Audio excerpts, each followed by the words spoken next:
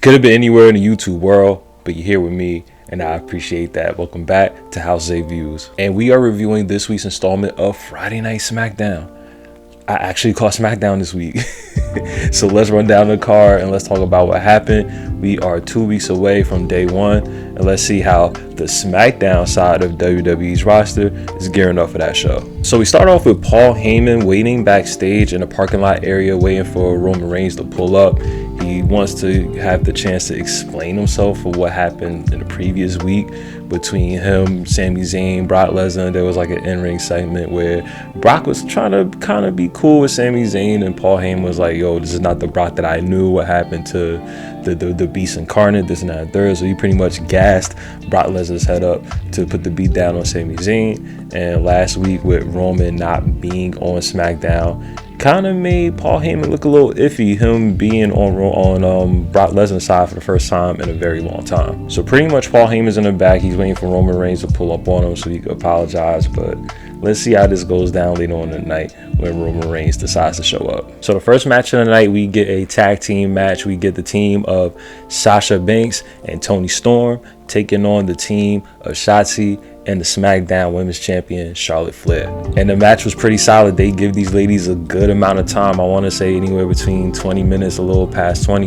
They gave them a good, solid amount of time. We get a good face-off of the new up-and-coming stars with Shotzi and Toni Storm. Then we also get a face-off within the match between Sasha Banks and Charlotte Flair. You already know they have a long history of matches between them two, a rivalry that they had for the Raw Women's Championship a couple years ago. Crazy. But the match was good. It would come down to its end when Charlotte would try to attempt to hit Toni Storm with a moonsault. She would miss. Toni Storm would counter that by putting her knees up, catch her with an O'Connor roll. 1, 2, 3. And the team of Sasha Banks and Toni Storm, they win this tag team match. And it looked like it's a good showing for Toni Storm. She got the pin on the SmackDown Women's Champion, and she's actually going to get a shot at the belt next week on the Christmas Eve edition of SmackDown. I thought that we were going to get that SmackDown Women's Championship match at the Day 1 pay-per-view event, but it looks like they're going to give us this match a week early, and Toni Storm is going to get her shot at the SmackDown Women's Championship on Christmas Eve. I don't know what they're going to do with this match, but let's see what goes down next week when it comes to that. Then we get a couple of backstage segments. First, we have Natalya talking about how she's not really feeling the fact that Xia Li came to Naomi's aid when Natalya and Shayna Baszler tried to put the beat down on Naomi, you know, for the sake of Sonya Deville. Natalya's pretty much saying, y'all, I'm not feeling Xia Li like that, but it looks like we're going to get a match later on down the line between Natalya and Xia Li. We also get a backstage segment with the Usos and the New Day. Seems like we're going to get a match later on in the night between the Usos and the New Day. If the New Day get the victory, they get a #1 contender spot for the tag team titles over on the Day 1 pay-per-view. So we're going to get a tag team match later on in the night between the Usos and the New Day, and these guys have had a rivalry for years now. Whenever they get into the ring, you know we're going to get a good quality match between these two teams. So we have that to look forward to later on in the night. Next, we get a tag team match between the Viking Raiders and the team of Jinder Mahal and his little goon, his little side goon, Shanky. They have a tag team match. The Viking Raiders, man, very experienced tag team. They win this match. Ivar hitting a big splash off the top rope to win this match, to end this match. Viking Raiders looking real smooth, looking real clean. It's been a while since I've seen them compete on television. They kept them off of TV for a minute. And SmackDown has pretty solid tag teams. So after we get this rivalry between the Usos and the New Day out of the way, I wonder who's going to be the next tag team that they're going to push on SmackDown. And I feel like the Viking Raiders definitely deserve that push. They are former Raw tag team champions, and they could use some love on the tag team division on the SmackDown side of things. They could definitely push this team, and let's see what they do with this team in the future. After that, we get an in-ring segment with Happy Corbin and Madcap Moss. You already know how I feel about this Corbin guy, man. It doesn't matter what gimmick you stick on him. I just want him off my TV screen. He has straight up go away heat with me. He has X-Pac heat with me. He has QT Marshall heat with me. Boy, just got to get off my screen whenever he's there. But I'll talk about it anyway. So we have Happy Corbin and Madcap Moss in the ring. In the previous week, they stole Drew McIntyre's sword. I forgot what he calls it. Is it Lucille? No, I think I'm confusing that with The Walking Dead. But anyway, they're in the ring with Drew's sword. They got the sword wedged in a table, and they're, you know, talking mess. I'm barely paying attention to what they're saying in the ring. I just can't stand this gimmick at all. One thing I did catch on, though, to the beginning of the segment is the fact that Happy Corbin said, if you happy and you know it, clap your hands to the crowd. It was the corniest thing. WWE 100% chimed in the sounds of the crowd clapping, because if you look out into the crowd, nobody was clapping, not a soul. But the way that WWE edited the audio, you would have thought that everybody in attendance was clapping their hands. It's so sad that they do that, man. They don't gotta do that. They don't gotta, you know, insult the intelligence of the viewer. Like, come on now. But anyway, we're gonna get a match at day one between Drew McIntyre and Madcap Moss. Drew's going to kick his head off. It's just going to be something for Drew to do to start off the year. After that, we go from an in-ring segment to a backstage segment. To be honest, this night, it was a lot of segments throughout the night. We barely got any wrestling matches out of this episode of SmackDown. But anyway, we got Sami Zayn in the back talking to Adam Pearce and Sonya Deville. He's talking about how upset he is at the fact that he pretty much got punked into giving up his #1 contender spot for the Universal Championship and being pretty much forced to have his match in the previous week. The fact that Brock Lesnar came out, beat him up, softened him up for Roman Reigns to take advantage of him, he wasn't feeling that at all. So as he's explaining that he would like another opportunity to Adam Pearce and Sonya Deville, he's talking about how earlier in the year he got screwed out of the Intercontinental Championship. So they was like, okay, you know what? We're going to put together a 12-man gauntlet. Whoever wins this gauntlet will become the #1 contender for the Intercontinental Championship. And Shinsuke Nakamura, he's been Intercontinental Champion for a few months, and he hasn't done anything with it.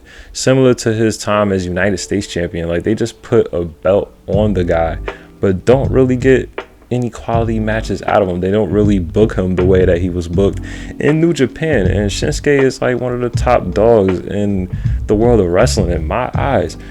I feel like they need to do more with Shinsuke. I don't know how long he's going to be in WWE, but the past few years, pretty much ever since he's been on main roster, haven't done much. Actually, I take that back. Ever since the rivalry he had with AJ Styles in the WWE Championship, Shinsuke hasn't done much. And that's already been like, what, 3 years ago? Almost 4 years ago? Yeah, so I see whoever's going to win this gauntlet, they're definitely going to put the Intercontinental Championship on whoever wins this gauntlet. Next, we get a one-on-one match between Cesaro and Sheamus's new homie, Ridge Holland. Prior to the match, Ridge decided to attack Cesaro, hits him in the gut with, I think, like a shillelagh or a club or something, you know, injuring the ribs prior to the match. But even though Cesaro got attacked, he decided to go along with the match anyway, and the bell rings. So, of course, Ridge Holland attacks the ribs of Cesaro throughout the match, working the ribs throughout the match, and he gets a win after he hits Cesaro with the snowplow. So, we get Ridge Holland with the one-on-one victory over Cesaro. Next, we get the tag team match that was teased earlier in the night. We get the New Day versus the Usos. These guys have faced each other many times, so we already know we're going to get a quality tag team match between these two. The match doesn't last too long, but it does come down to its end when Kofi Kingston will hit the Trouble in Paradise on Jimmy Uso for the 1, 2, 3. And the New Day win this match, looking real strong, going up against the Usos for the tag team titles at the Day 1 pay-per-view. Now, I don't know what they're going to do with the Bloodline. You know, they got the Usos going up against the New Day for the tag belts, and they have Roman Reigns defended the Universal Championship against Brock. I don't know if they're going to take all the belts off of the Bloodline. They have had the belts, I want to say, since the summertime or since the beginning of the fall. But to be honest, I feel like they're going to keep the Universal Championship on Roman Reigns at least. And they could afford to take the tag belts off the Usos and, you know, tease some dissension. You know, they could have the Bloodline break apart, especially with this whole thing going down with Paul Heyman. And that leads me to the final segment of the night. Paul Heyman is still waiting backstage for Roman Reigns to pull up. Roman Reigns pulls up, doesn't talk to Paul Heyman. He just walks past him. They make their way out to the ring with the Usos in tow, and Roman Reigns says, "Hey, Chicago, acknowledge me." You know, he does his acknowledge me thing. he talks about the Usos. He's like, hey, look, guys, I don't like when y'all lose, but at the end of the day, we're family. We could get through it. But then Roman looks at Paul Heyman and goes, hey, you though, you're not family, so I'm gonna need you to explain where you stand right now. What's going down between you and me? What's going down between you and Brock Lesnar? I saw what happened last week when I wasn't here, and you were quick to defend Brock. You was quick to stand by Brock's side, so I need to know, Paul, who are you? Are you a special counsel or are you an advocate? And when he was with Brock Lesnar, he used to call himself an advocate. So that was just some dope word about Roman Reigns. He goes, hey, look, man, are you my special counsel or are you Brock's advocate? And Paul Heyman pretty much goes, hey, look, man, this whole time, I'm going to be real with you. I wasn't trying to protect Brock Lesnar from you. I'm not trying to be cool with Brock Lesnar. I'm not trying to protect Brock Lesnar from you. I'm trying to protect you from Brock Lesnar. Usos in the cut like, oh, what you gonna do, Us? What you gonna do about it, Us? So then Roman just hugs Paul. He goes, hey, man, thank you for serving my family for the past 40 years, but you fired. And then he hits him with the Superman punch, knocks him out smooth. You got the Usos in the background gassing like, yeah. I told you he wasn't nothing. I told you he wasn't nothing, man. Get him out of here. Get him out of here. And then I thought we were going to get a concerto. They were setting up Paul Heyman for Roman Reigns to hit him with the concerto. But then Brock Lesnar would come to the aid of Paul Heyman. He starts beating up on the Usos. He started beating up on Roman Reigns. He F5s Roman Reigns. The crowd's like, one more time, one more time. He picks up Roman, F5s Roman one more again. And then we are left with the shot with Brock Lesnar standing tall. Paul Heyman knocked out. Roman Reigns knocked out. The Usos knocked out. Everybody knocked out. And Brock Lesnar standing tall.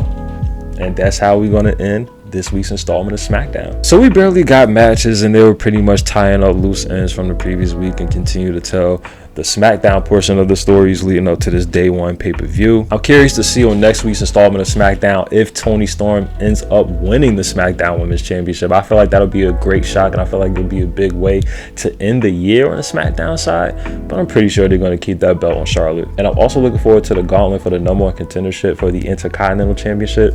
I just don't know if the match is happening the same night as the gauntlet or if the number one contender is going to get their shot at the day one pay-per-view. That I'm not sure about, but I'm looking forward to next week's installment of SmackDown. So let's see what they got for us. And that was my review of this week's installment of SmackDown. Thank you so much for coming through the House of Views. Thank you so much for tapping in once again. While you're here, make sure you like, comment, share, subscribe, turn them notifications on, engage, become a housemate,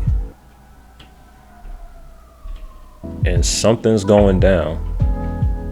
Peace.